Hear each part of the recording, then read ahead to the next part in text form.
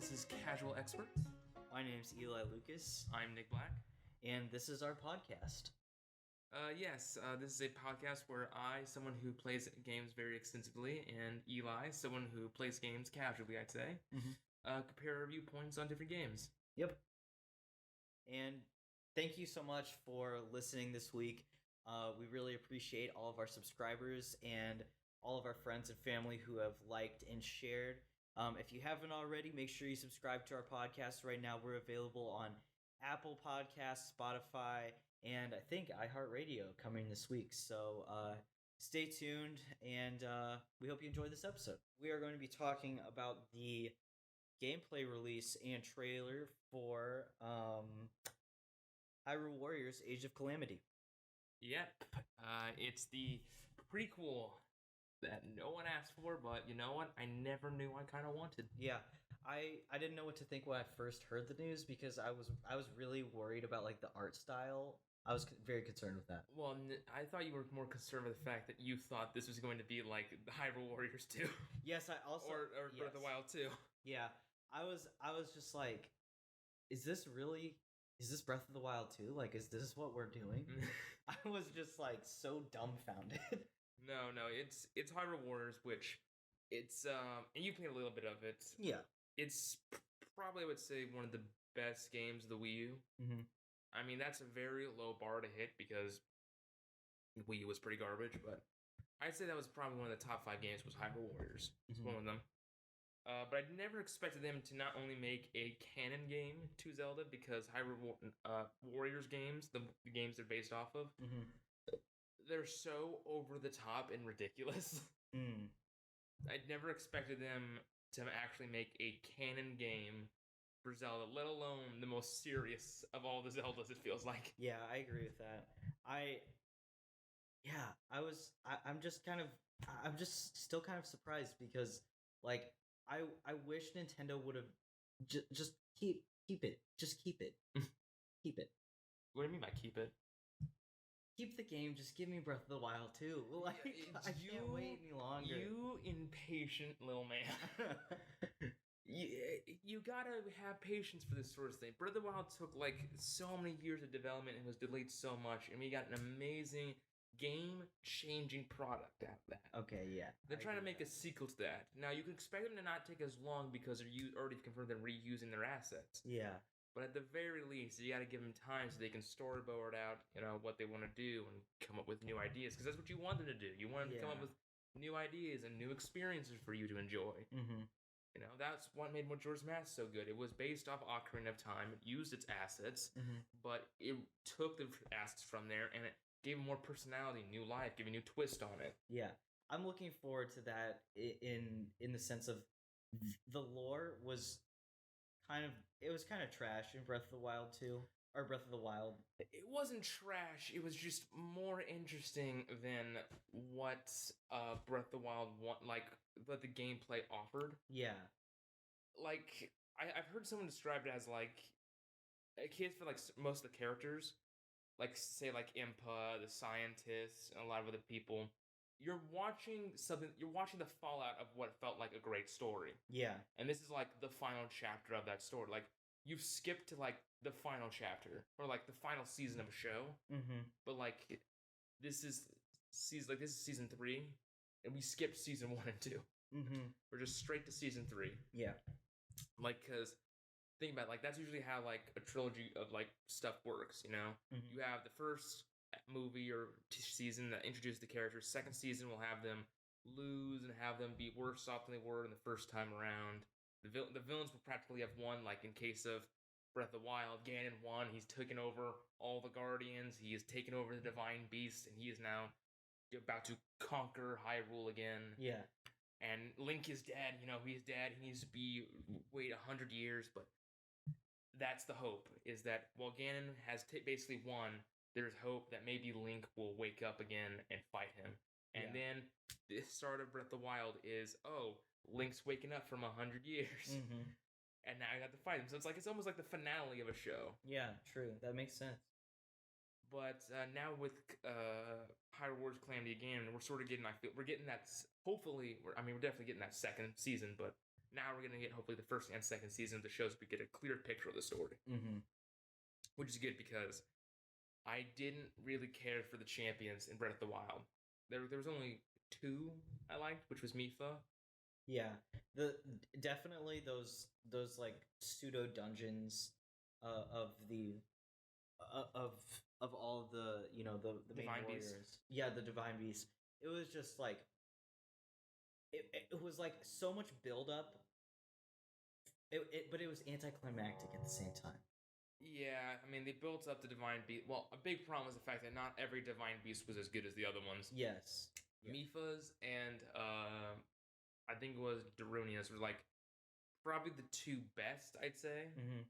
And then when you got to the Rito village for like the bird people, Divine Beast, that one was over in a flash. Like that was super quick. Like Like in the Mifa one, we got to learn her family. The brother was the champion. You find out Link and her had like a really weird relationship where she loved him. Yeah, that was a whole thing. But that story actually captivated me. That was the first Divine Beast that completed. Yeah, that's usually everyone's first Divine Beast. And that one's so good. Yeah, and then the Daruni one's it's comical but more memorable because the character's a bit more loose and stuff. Yeah. But then like when you get to the desert in the Gerudo Desert and like the Gerudo are not that interesting. No. Like we feel like there's like this mother-daughter relationship with the Gerudo Divine Beast champion in Zelda, but we don't see it enough to get that.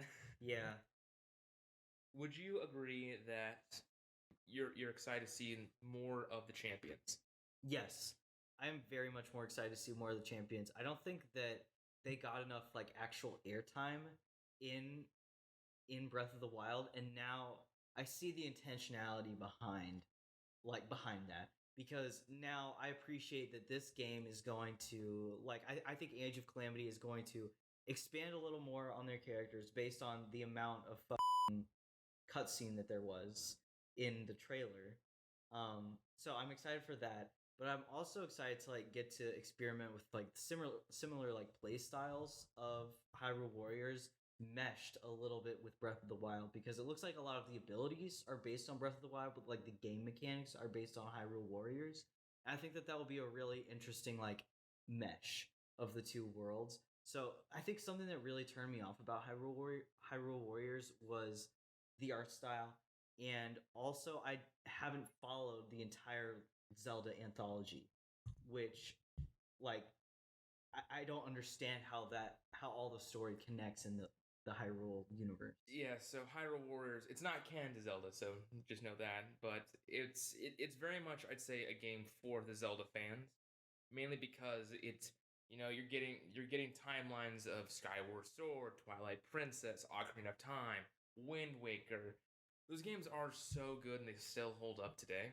And I would say that Hyrule Warriors does rely on your fondness of Zelda, because there's so many characters and you may not recognize characters. Mm-hmm.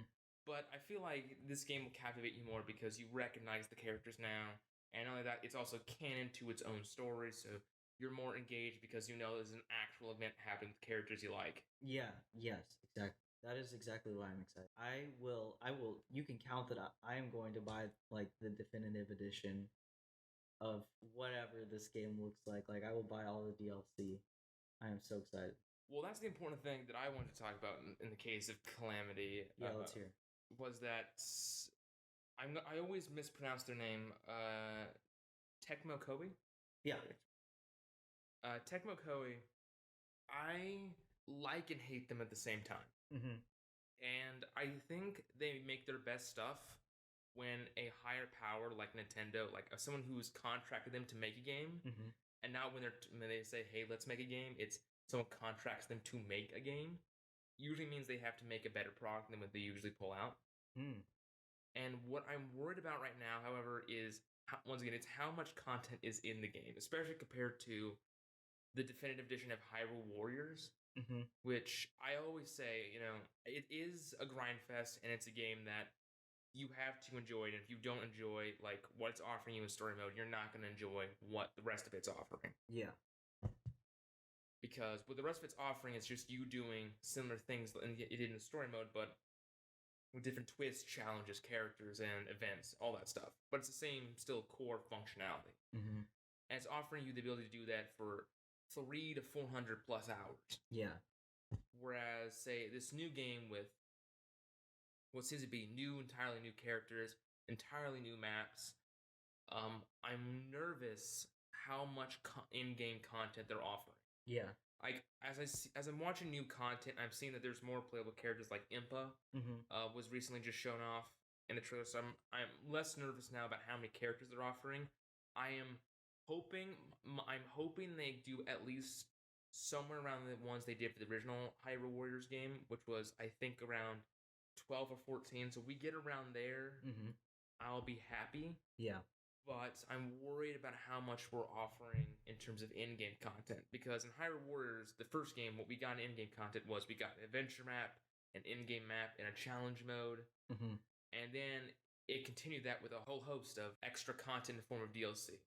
But what I don't want to happen is that DLC to be the end game they were supposed to offer. Yeah, I can see that definitely happening too.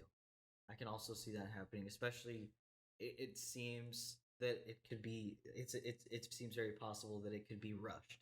And for that to be the case. I can definitely see that. So I guess we'll just have to keep a lookout for that game. Well, that's going to wrap up our conversation about Hyrule Warriors Age of Calamity. Make sure you tune in with us because we will definitely be discussing the release of Hyrule Warriors Age of Calamity that comes out November 20th. So, yeah, make sure you pick up a copy and play along with us and engage in our discussion. We're going to be making a Twitter account here pretty soon, so check us out there.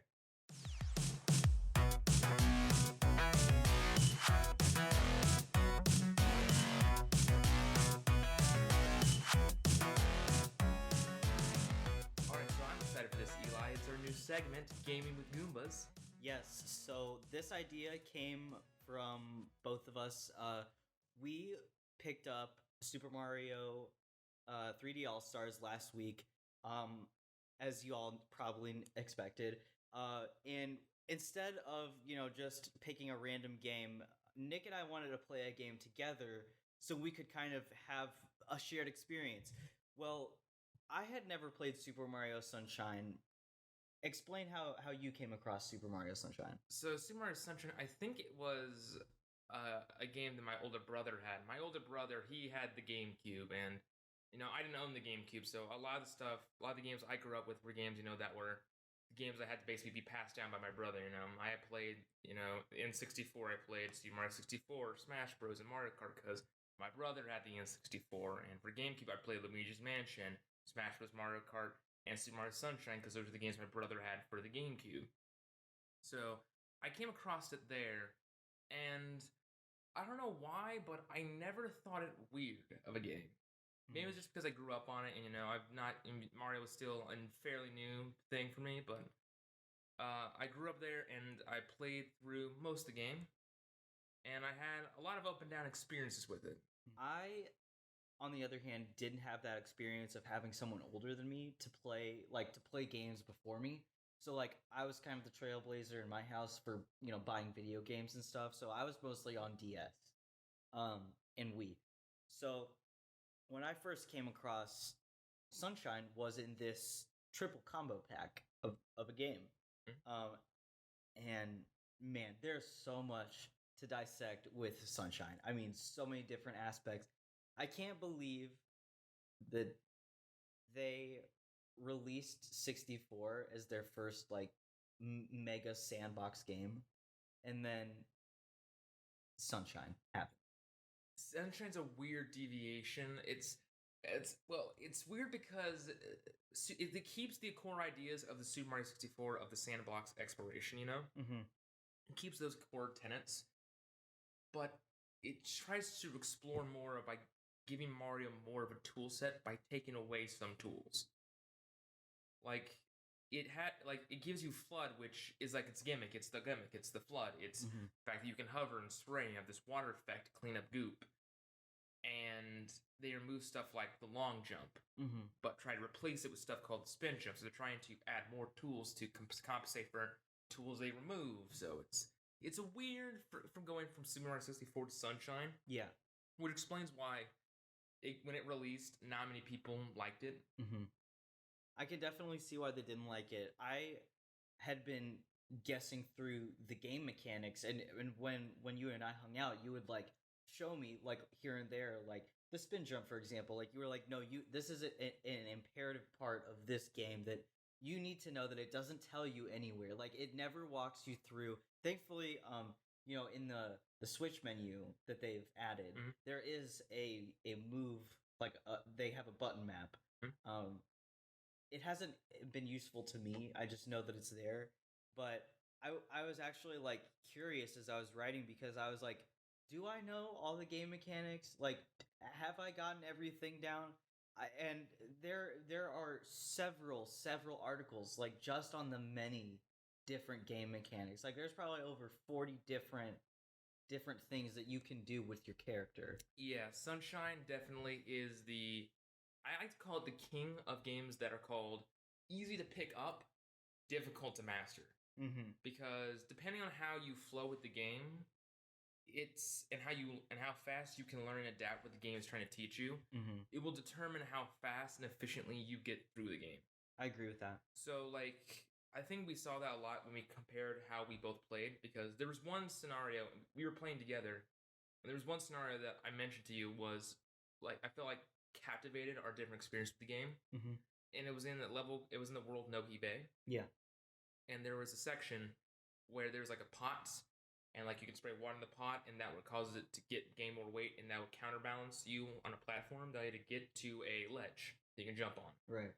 And you did that, and I was amazed because in my brain I didn't have a second thought of not doing that. My first thought when I got to that point was to instead backflip or spin jump in order to skip that entire puzzle. Right. But that didn't come to your mind first. Yeah, it wasn't until you showed me there's a difference between playing the game and almost like cradling the game. Like there's definitely an approach I started with, which was go slow through the puzzles, use my head and think about it a little harder, not be brave on these long jumps that I don't think I can make all the time, especially without the spin jump, for example. I would say that like you use Flood more often than me, and specifically the hover nozzle way more than I do, because Flood is perfect for course correction. And occasionally when like you don't feel confident to jump, you will always Flood either back to the platform you started on, or to the platform, or if you're confident enough, you use Flood to get to the platform you are. Like, and sometimes I know that you'll make that jump even without Flood, but you'll still use it. Yeah, I'm not as brave. I'm not as brave with it yet. A mechanic that I'm like really trying to experiment with is the slide dive mechanic. I've been using that a lot more, not just with water, but like out of water too, because it just makes the game so much faster. I know. I loved your reaction when I showed you that you could do that. Yeah, I was shook. I noticed immediately in Rico Harbor, because once again we were playing together, and like when I was watching you play, I was like almost impatient, like going, "Why is he not diving?" I can see that. Like, this is the perfect time to do that, and I realized, because the game never taught him he could do that. It didn't. He doesn't know he can do that. Nope, not at all. So I was like, can I have the controller? And I showed you what you could do, and your reaction was like me showing, like it was like you were wide-eyed, like what? Yeah, I was very impressed. I thought that was so unique. Like I just hadn't seen that before. And that's the charm of Sunshine, is that I think it is so unique. Yeah. I think we slowly start to accept it more, like its unique ideas. If you don't come into it with an open mind, if you don't accept and like play the game how they want you to play it, it can be so much more like monotonous and time consuming. I think if you just approach it like you approach 64, they're just so different. Yeah, I think Super Mario Sunshine, especially in terms of like it being a children's game for all ages, Sunshine definitely stops holding your hand a lot more. It doesn't just stop holding your hand. It just like slaps you in the face. I mean, the secret stars. Can we just talk about the secret stars? I have never, like, in my adult life been so frustrated by a video game that it's like, when I was younger, I used to be motivated enough and like angry enough to like sit there for like 3 hours just on the same level. I'm doing that again. And I haven't played a video game that's made me work so hard, but like kept me focused and driven and motivated to keep playing it because it's like every little victory that you get, that incremental gameplay. Yeah, it's definitely like when you're going through those secret missions where you have to you can't have flood, you know? That is some of the most like blood boiling experience of Sunshine. I don't know how it's so captivating. It's captivating because once again it's an incremental victory. I don't know what the technical term for it, but I always called it incremental game design. And the idea is that they throw you a challenge, and the active goal is to get you to lose said challenge, to force you to restart. And after a while, you'll start to learn what the game's throwing at you, and then you'll be able to adapt to it, and then you get the next challenge, and you might fail that challenge. Yeah. And then you have to go with the first challenge again. But the thing is, you already know how to beat the first challenge. So you start doing that one faster. And eventually, that keeps happening with every challenge you go through. You beat it, and then you lose to it, and you go back to the challenge you did previously, and you start getting faster with it. Yeah. Until finally, you can do it in one near flawless run of the entire level. And that dopamine factor you get from that just one run hit, it's so captivating. It is. It really is. Like, I will go through a level, and I will just, like, screen record the last, like, 10 or 15 seconds of the level, like, not even capturing all the difficulty that I just faced, because I get so much joy out of, like, yes, just got it. I just did it finally. It's a good feeling, and I think that feeling is definitely what keeps me playing, for sure. I wanted to know this from the fact that the game sometimes doesn't teach you this. How are you adapting to the fact that the game sort of doesn't hold your hand in terms of, like, say, Odyssey, where, like, True. It doesn't tell you exactly how to complete a mission. Yeah, that's so true. I played through Odyssey, and I would definitely put them in similar categories in terms of, like, explorative games. It's a sandbox exploration. Yeah, but, like, I mean, exploration in the sense of, like, the game developers, like, also taking a little bit more, like, creative freedom in doing things. Like, I was so blown away, specifically, like, in the last like, level of Odyssey where Mario was in the city. I was just, like, so, like, when he was specifically, like, on the high rises, I think. Yeah. That part was so cool. It brought back, like, a lot of different elements, but also, like, memories, too. I was just really impressed with that. I'm sorry I kind of went on a tangent. No, it's fine, it's fine. I would have to agree. I feel like Sunshine and Odyssey are in similar categories because they are exploration-based. They are all about the tool set platforming. Yeah. Giving you all the tools up front so that you can have the answer on you at all times. Yeah. No solution, what you think the solution is a bad solution. Eventually, if you basically brute force enough, you can probably get your solution to work. Yeah. Which is why I like it, because it allows you to have, no matter what playstyle you have, to be able to eventually beat the game. Yeah. You've experienced it. Sometimes you do struggle in the game because the game just throws a lot of woof at you. Recently, you just played through Pianta Village Act 3. Yeah. The Goopy Inferno, which is probably one of the hardest levels casually to do, mainly because you had to figure out a lot of stuff. Yeah. If I wasn't here, I don't think you would understand completely that you were going through the wrong direction each time. Yeah, I mean, it didn't even there was no coins over there. There was no arrows. It was just like, here's this big gaping crater. You should probably jump in here. But then, like 250 feet away, there was another like way closer way to the star or the shine sprite. They could have gotten me there 30 seconds earlier with 5 less deaths. And there's just like no way of knowing sometimes. I like that. It definitely feels sometimes like they're just trying to grind my gears. Like they just wanted to grind players' gears a little bit. Sometimes it does seem like they were actively trying to make the player angry. Especially in those secret levels with the jank sometimes. Especially you haven't gotten to it. Pianta Village, I think it's 6. Definitely has the most unfun secret ever, which is just relying on NPCs to throw you to the right location. Oh, yeah, I haven't gotten there yet. Yeah, nothing, like, it's the only secret that I would honestly say is bad, because I personally love the secrets. Yeah. Because it basically makes me have to rely on my core moveset. No flood course correction. When you beat the secrets, you can go back with flood. Really? Sometimes I like to play those levels and just still not use Flood. Just rely just on core moveset alone. Yeah. And what I've noticed with those secrets is, once again, the fun is the fact of incremental gameplay based on me failing on my faults and succeeding once I finally master it. I can't master random NPCs doing random things. Yeah, true. That's true. I'm excited to get to that level. Hopefully in our next Gaming for Goombas segment, I will be at that stage and we can delve into that one a bit more. Yeah, I think it's important for the audience to know how far are each of us into the game right now. So I think I'm 49 stars in. I believe so. I was thinking you said 49 stars, yeah. Yeah, and I'm casually collecting coins as I find them. I'm kind of keeping an eye out. Yeah, 50 blue coins. Yeah, I have 50. Well, no, I have more than that because you turned them in? Yeah, I turned some in. I didn't.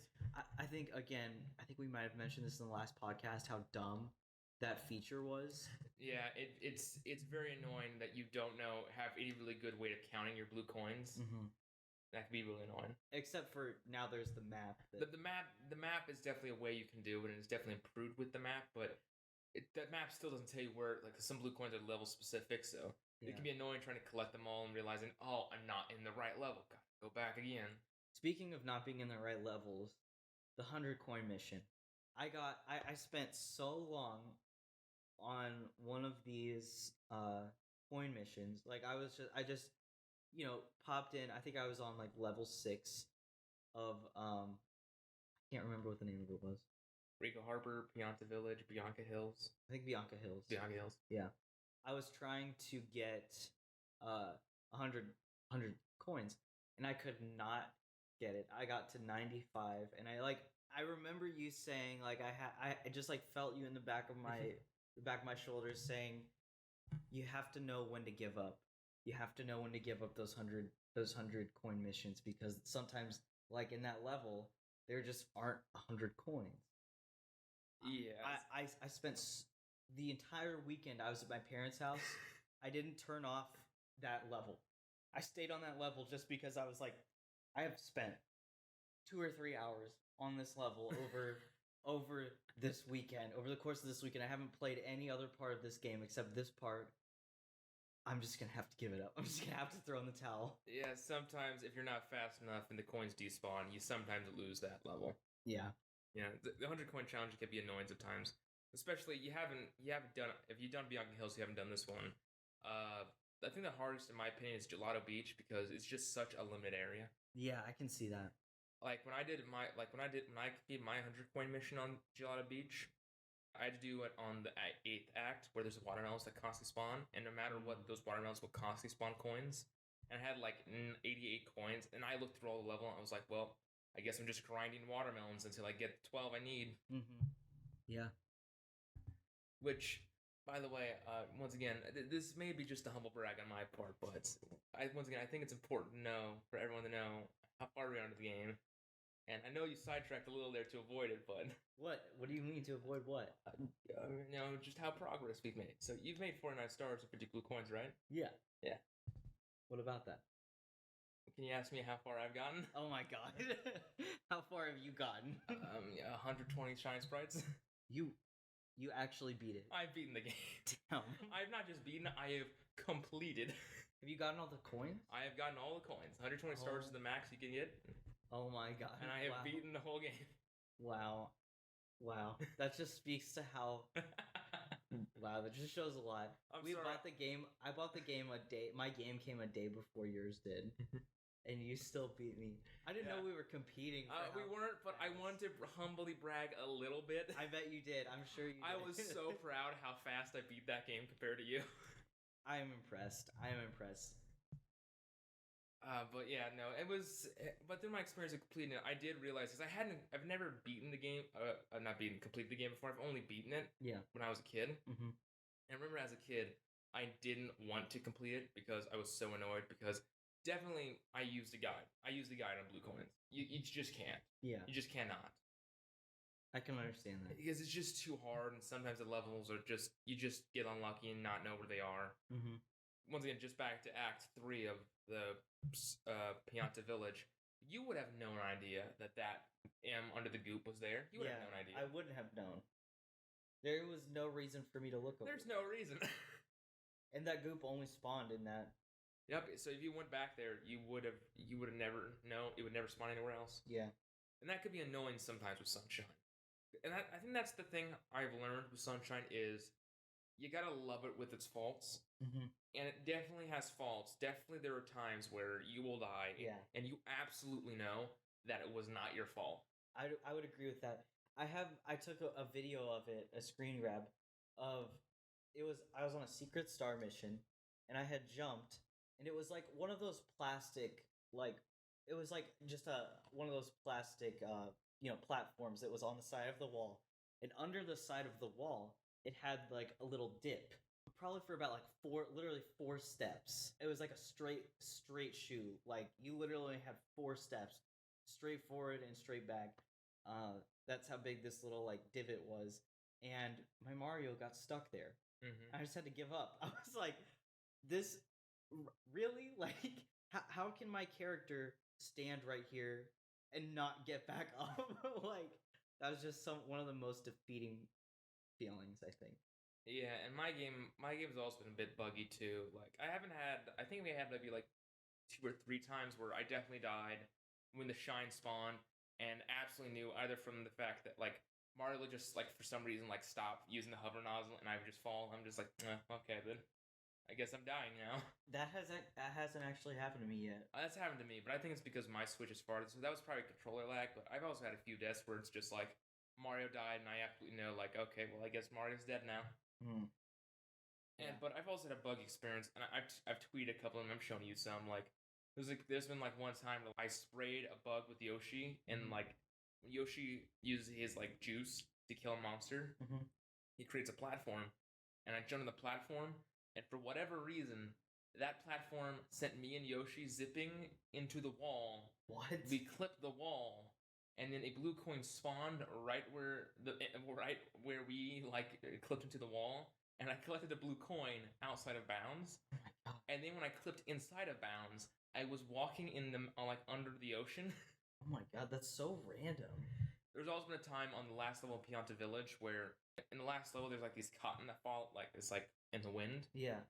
And you can jump in the cotton and climb it, and then jump from cotton to cotton the platform. Yeah. And there's been a time where I'm like just like hovering or like jumping around. And Mario will cling on to like a cotton, but I can't see it. But like he's like he's invisible, and like he just zips into like a cotton, like around like just 5 miles away from like wait what where? Mine hasn't zipped though. Like my character really hasn't. I haven't had a buggy experience like that. I've shown you this. I've done rocket storage before. Yes. Which is my favorite bug in the game of storing the rocket nozzle and keeping it stored. Stacking how many you have stored, and then falling off a ledge, and then having all that momentum release out at once, and you just flying up into the air. I love it. It's such a good game. Oh, and also such a good game.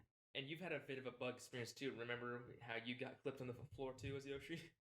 Oh yes, I do remember that. Because that stupid like boathouse. And this is an important thing to mention too, is that. People found out that this was basically this is an emulation. Right. Yeah. It's 1-to-1 emulation of Sunshine, which meant that all the bugs, like compared to 64, which did a lot of things that speedrunners hated, a lot of speedrunners were more open to Sunshine, I think, because like it was 1-to-1. Like almost all the bugs in speedrun strats they had, they were all there. So it was literally a 1-to-1 experience. That's cool. But then they found out that the game was actually even more buggier. Oh, really?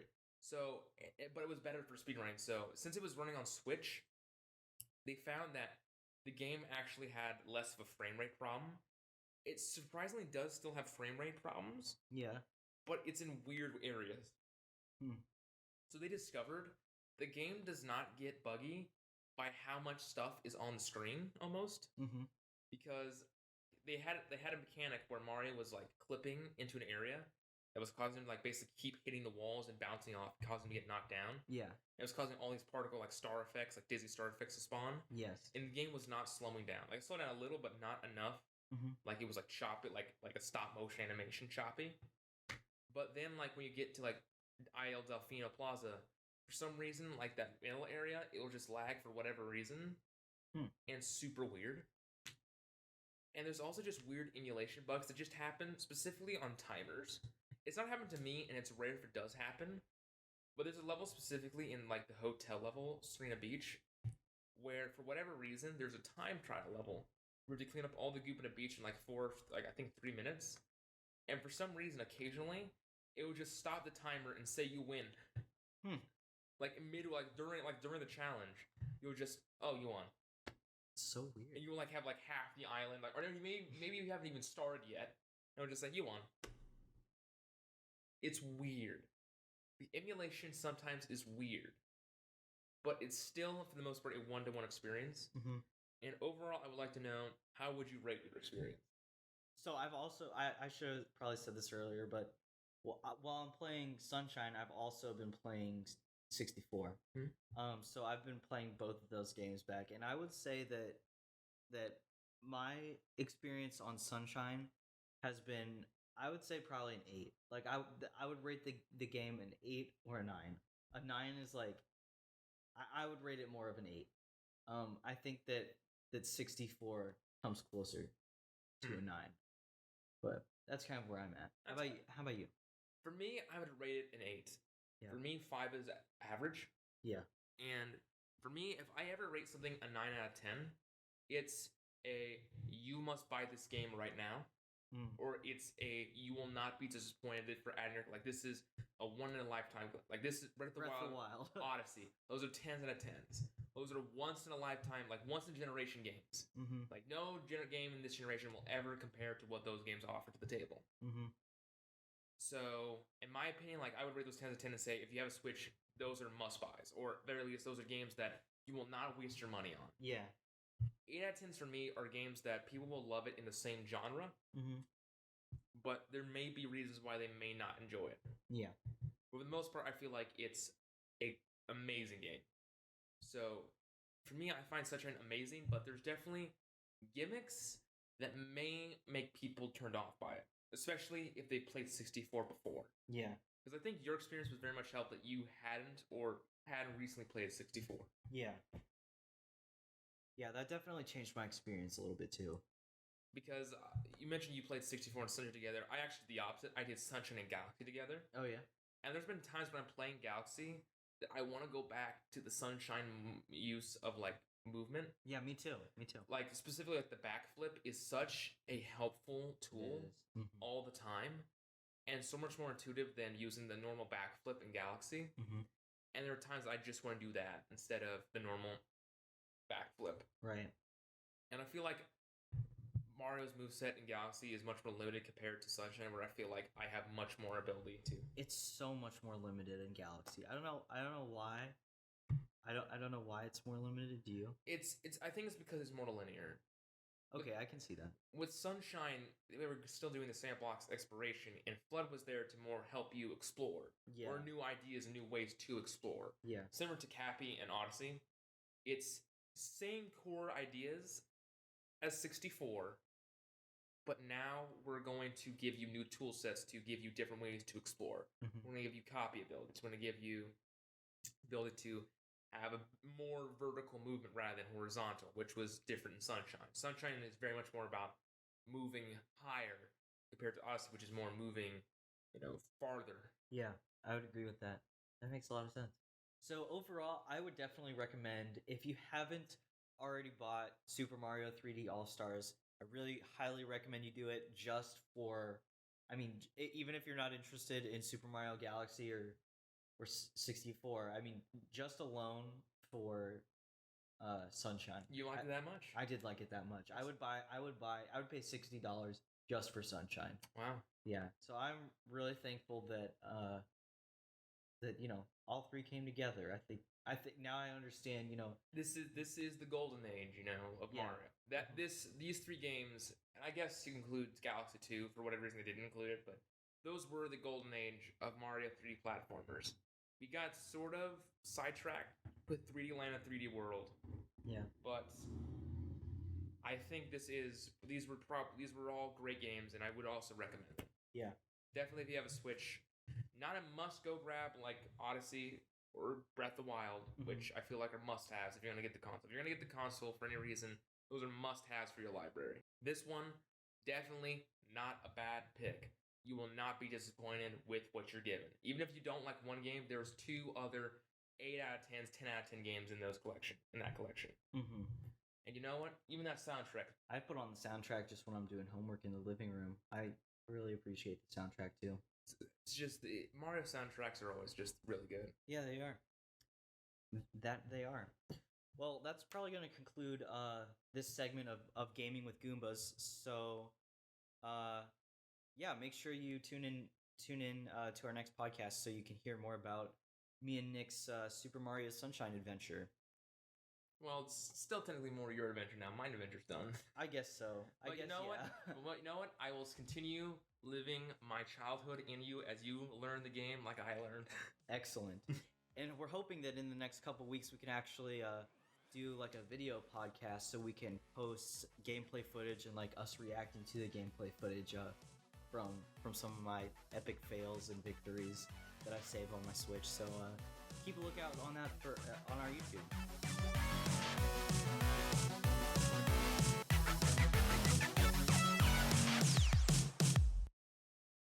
So to wrap up this episode today, Nick is going to preach to the choir about the Pokemon Nintendo Direct that just came out. Preach to the choir. Okay, this is different. I am denouncing the church real quick. Oh my god, okay. I'm a big Pokemon fan. I am. I mean, I'm a big Nintendo fan in general, but you gotta understand, for me, the trifecta of Nintendo is Mario, Zelda, Pokemon. Yeah. Those are their top 3 franchises. And Nintendo has just a way of making games that are just enjoyable to me and a lot of people. Mm-hmm. They're just so satisfying and give you such a high level of dopamine and enjoyment when you play them. I don't know if it was just me, but like think of it like this. The Switch starts off with marketing with Breath of the Wild. That's our big flagship, Breath of the Wild. Yep. And its core advertising for a lot of people in the fan base and the game community was, it's Zelda, we're going to keep the core elements, but we're going to innovate and change it and make a game you've never seen before. Right. It was a game changer for Zelda, and honestly, I don't want to go back to original Zelda. Like other than like, yeah, I don't want to go back. Other than like people like the handheld, like top down, like you're playing like Link's Awakening right now. Yeah. Like that's fine if you do it like that. Mm-hmm. But I don't want to go back to any other form of Zelda other than what we got in Breath of the Wild. That is literally the perfect adventure game. Yeah, it is. That is the perfect adventure game. You do not need to change anything about the game other than a few small technical aspects. Yeah. To like just fine tune it to like God tier. Mm-hmm.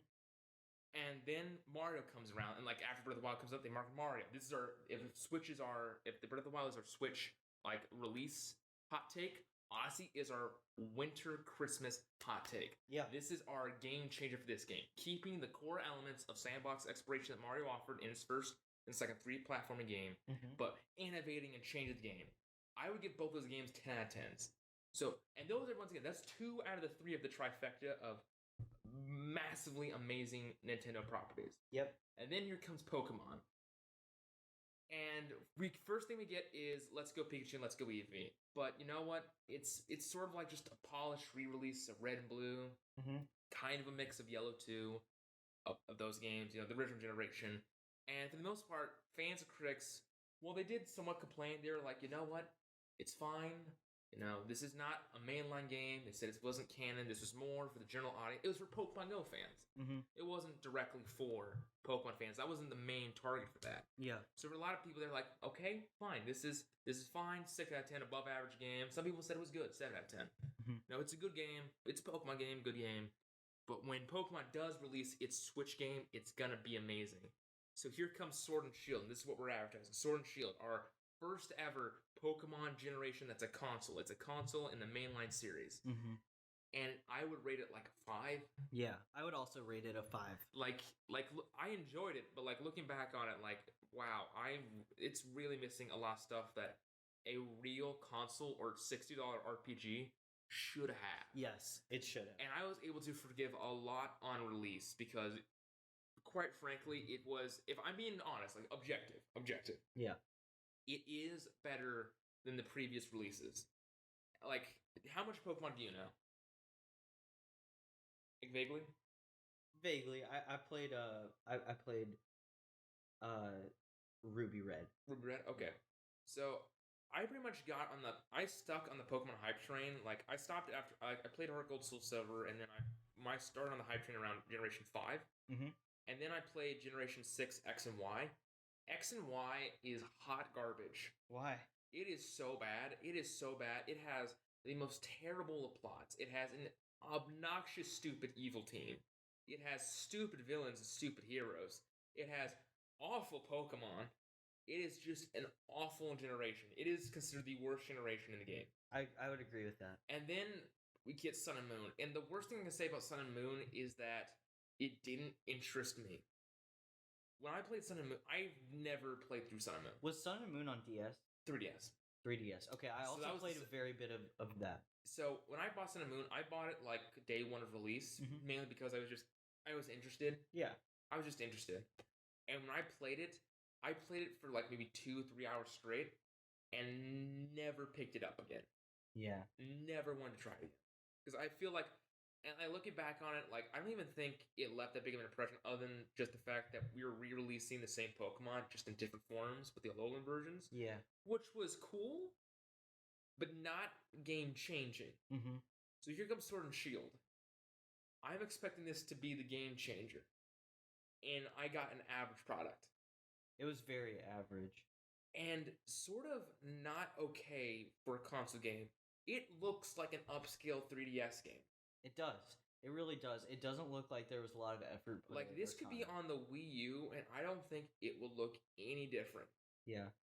Other than maybe just a worse frame rate. Yeah. And then the DLC comes out, and I'll say this, I was very forgiving for Isle of Armor, because I was like, okay, they're showing some improvement, they made a new wild area, they're adding a new story mode, they're adding new characters, maybe this will be better. And once again, it was over in like 4 hours. And the only thing I had was just an island to explore. And I liked exploring that island, but that was it. Yeah. Pokemon has a problem with having awful in-game content. Mm-hmm. That's just so unfun and monotonous to do. Yeah. And I think a big problem with that is the fact that it is so bare bones as an RPG. Yeah, it is really bare bones. Its main advertisement is the fact that we have 800 or so unique monsters. Mm-hmm. And not only did they cut most of them out and put them in DLC in this game, but that's just not a selling point anymore for me. Yeah. Because really, that's just a completion objective for some people who are masochists. Yeah. I am not that. I'd rather just have a normal RPG, thank you. Yeah. I was thinking of this, like, why did we not try and change the formula? Like, this would be the perfect time to do it. Like, similar to what you said with Breath of the Wild, it could have been reformatted. Stop with the trends of the normal Pokemon generation. Like, let's branch it out a bit. For starters, no kid trainer. Yeah. Let's make an adult trainer. Let's have us be able to pick from a roster of starters. Mm-hmm. And let's just go on an adventure. Let's just go on a Pokemon adventure across a wide landscape. Yeah. We could have like different generation areas like Johto and Kanto and like explore that. And like you can have collecting Pokemon be a forefront of that. You could still be a trainer or whatnot.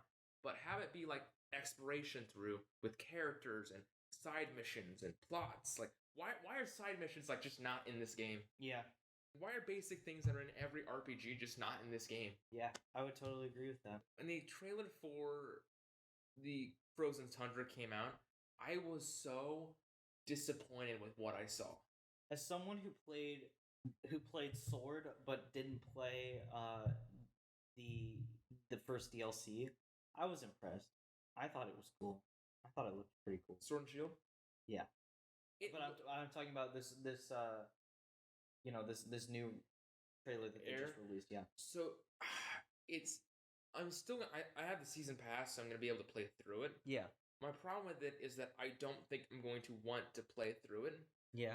Because of how annoying the game is. I mean, first off, the thing I hate most in Sword and Shield is Gigantamaxing. Yes. Yes. I like the concept, don't get me wrong. Mega Evolution in 6 and 7 was actually bad. From a gameplay design standpoint, I don't know how anyone could call themselves a developer and actually actively do what they did. Because it just broke so much balancing. It did. It really did. That is one of the biggest turnoffs for me of Sword and Shield was that aspect of Dynamaxing and the Gigamaxing? Well, I wasn't too turned off by it when I was told about it. I was turned off a little bit because it sounded like we were just replacing our old gimmick with a new gimmick. Mm-hmm. And that was technically what it was. But it was just mainly them just rebalancing it. Because the problem with 6 and 7 was the fact that you could Mega Evolve into any battle. And Mega Evolution basically like almost doubled or tripled a Pokemon stat. Right. So, like, only important characters in the game had Mega Evolution. So, anyone who didn't have that would just basically consistently get one-shot by your star Pokemon. And you would never have any trouble in the game except for certain story modes. But even then, they would only say, like, their Mega Evolution for their last one. So you could just wipe out a whole team. And since enemies never use revives, you would have a 16 squad versus their one Mega Evolution. At which point, you've won the game. Yeah. So are you looking forward to it coming out? I am cautious about it coming out. Mm-hmm. Because of several things. One being the fact that I'm worried how much content we're getting out of it. I mean, we only got about... I'm being generous with 4 hours. We only got like 2 or 3 hours with Isle of Armor. Like, actual story. Mm-hmm. If we get more, I'll be happy. But what I'm going to be mad about is the fact that I feel like a lot of what I'm being offered in DLC is what I should have gotten as endgame for the original game. But I just didn't get. And I think I'm going to maybe skip the next Pokemon generation if it's announced next year. That's exactly what I'm doing. I'm skipping this next generation too. It depends if it gets announced. If it gets released, if it gets announced next year, I might be interested in it, but it's if it gets released next year.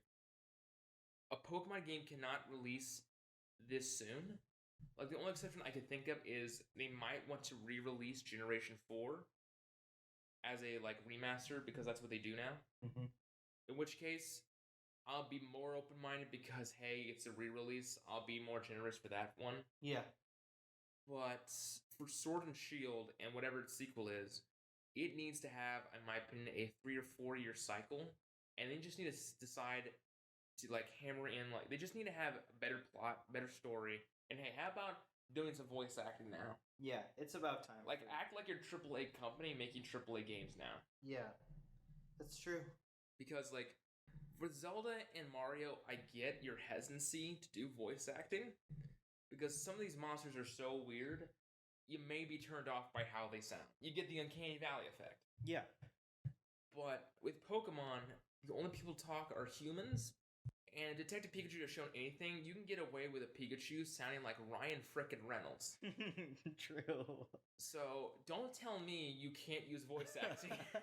That's a great example. That is a great example, though. It's like the Disney Corporation. You know what they offer, and they offer above average content, but they never offer anything that will change your life anymore. Yeah. For the most part, they re-release the same crap they've already done. Mm-hmm. And if they made something exceptional, like Pokemon Mystery Dungeons, that's not really because of them. It's because they found a studio that's really good, and they use them instead. So that's going to wrap up this podcast and our discussion about the Pokemon trailer. Yeah, Pokemon trailer. We talked a little bit about Breath of the Wild and a little bit about our experience with Sunshine. I think it was very enlightening to talk about it. Yeah, I feel a little better now, getting all of that Sunshine angst out of me, and you. I hope you feel better. Ooh, man, I could go on like an hour walk right now and smell roses. Like, oh my god, I'm so relieved to get that out. I'm glad. All right, well, thank you again for tuning in with us this week. We really appreciate you listening to our podcast. You can find Casual Expert on iTunes, Spotify, and hopefully iHeartRadio coming up pretty soon. Definitely. And be sure to also check out our YouTube channel, where I will hopefully be posting a few segment videos and maybe some more Casual Expert content that's not done on the podcast, maybe sometime in the future. And be on the lookout for our Twitter page that we're going to be creating very shortly. Yep. Yeah, thanks again for supporting us. We will see you guys next time. See you next time, guys.